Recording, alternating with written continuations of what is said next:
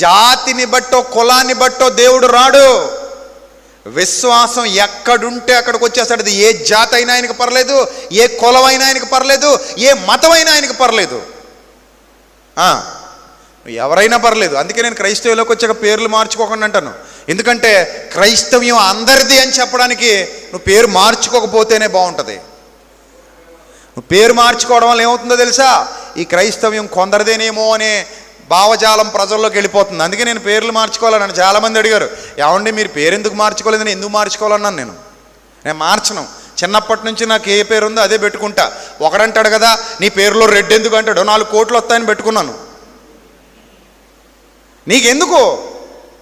నా పేరులో రెడ్ ఉంటే నీకెందుకు, ఇంకోళ్ళ పేరులో చౌదరి ఉంటే నీకెందుకు, మరొకళ్ళ పేరులో మాల ఉంటే నీకెందుకు, ఇంకోళ్ళ పేరులో మాదిగ ఉంటే నీకెందుకు, ఒకళ్ళ పేరులో యాదవ్ ఉంటే నీకెందుకు, ఇంకో పేరులో శాస్త్రి ఉంటే నీకెందుకు?